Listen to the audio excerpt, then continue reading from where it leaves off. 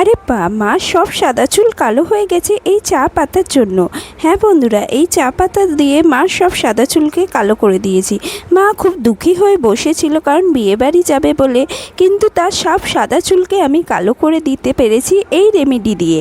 এই যে রেমেডি হাতে জল দিয়ে ধুলে বা সাবান দিয়ে ধুলেও যেতে চায় না। এই রেমেডি আমি আজকে তোমাদের সাথেও শেয়ার করব। সাথে সাথে যদি কোথাও বেড়াতে হয়, তোমার চুল পুরো সাদা হয়ে রয়েছে, তখন রুট টাচ আপ দেওয়ার জন্য এই রেমেডিকে বানিয়ে ফেলো। কোনো কেমিক্যাল ছাড়া চুল তোমার সিল্কি স্মুথ থাকবে, এটাকে ধোয়ারও প্রয়োজন নেই, তোমার চুলটা একদম কালো হয়ে যাবে গোড়া থেকে। তাই বন্ধুরা, ভিডিওকে স্কিপ না করে পুরোটা দেখতে থাকো আমি কিভাবে আমি রেমেডিটাকে বানাচ্ছি। বন্ধুরা, এই রেমেডি অনেকে মাথায় প্রশ্ন আসবে যে এটা কি কাপড়ে লেগে যাবে বা কোথাও লেগে যাবে। না বন্ধুরা, এটা একদম ওয়াটারপ্রুফ রেমেডি। এটা ছেলে মেয়ে যে কোনো বয়সে যে কোনো লোক লাগাতে পারে আর একদম কালো চুল পেতে পারে। তার জন্য বন্ধুরা, রেমেডিটাকে ফলো করতে হবে। দেখতে পাচ্ছ তো তুমি, চুলে লাগালেই কিন্তু চুলটা কালো হয়ে যাচ্ছে, তার সাথে সাথে চুলটা ঘন থাকবে, চুলটা মোলায়েম হবে। রেগুলার ইউজে তোমার চুল ভালো থাকবে। তো চলো বন্ধুরা, দেখে ফেলি কি কি ইনগ্রিডিয়েন্ট দিয়ে আমি এই রেমেডিকে বানাচ্ছি। একদম কালছে এই রং। তো এর জন্য বন্ধুরা নিয়ে নিতে হবে একটা লোহার কড়াই। তার মধ্যে দিয়ে দাও 1 চামচ তুমি চা পাতা। চা পাতা চুলকে কালো রাখতে দারুণভাবে হেল্প করে। একদম ন্যাচারালি চুলকে কিন্তু কালো করে দেয় চা পাতা। এরপর আমি দিয়ে দেব কালো জিরা 1 চামচ। কালো জিরার মধ্যে থাকা থার্মোকুইনন আমাদের চুলকে ঘন করতে হেল্প করে, তার সাথে সাথে আমাদের যে মেলানিন প্রোডাকশান কমিয়ে দেয়, আমাদের বয়স বাড়ার সাথে সাথে চুলে মেলানিন প্রোডাকশান কমে যায়, সেটাকেও বাড়িয়ে তোলে। এরপর আমি দিয়ে দিচ্ছি 1 চামচ কালো সর্ষে। কালো সর্ষের জায়গায় সাদা সর্ষেও তুমি দিতে পারো। আর 4 থেকে 5টা লবঙ্গ। লবঙ্গর মধ্যে থাকা ইউজিনল আমাদের চুলে স্ক্যাল্পে রক্ত সঞ্চালন বাড়ায়, যার ফলে আমাদের চুল কিন্তু নতুন চুল গজাতে শুরু করে আর চুল লম্বা ঘন হতেও শুরু করে। সব কটা জিনিসকে একদম লো ফ্লেম করে তুমি ভালো করে রোস্ট করো। কালো সর্ষের মধ্যে থাকা ওমেগা 3 ফ্যাটি অ্যাসিড আমাদের চুলের গোড়াকে শক্ত করে, মজবুতি দেয় আর চুলকে কালো রাখতেও হেল্প করে। সব কটা জিনিসকে বন্ধুরা ভালো করে রোস্ট করতে থাকো, এরকম ধোয়া উঠতে থাকবে। আর লবঙ্গগুলোও দেখো ফুলে গেছে, এটা ভালো মতো রোস্ট হয়ে গেছে। এরপর বন্ধ করে দিয়ে তুমি আরও 1-2 মিনিট এটাকে কিন্তু চালিয়ে নেবে। তোমার খুন্তিটাকে আরও কয়েকবার চালিয়ে নেবে। তারপরে এটাকে ঠান্ডা হওয়ার জন্য এই কড়াইতে রেখে দাও।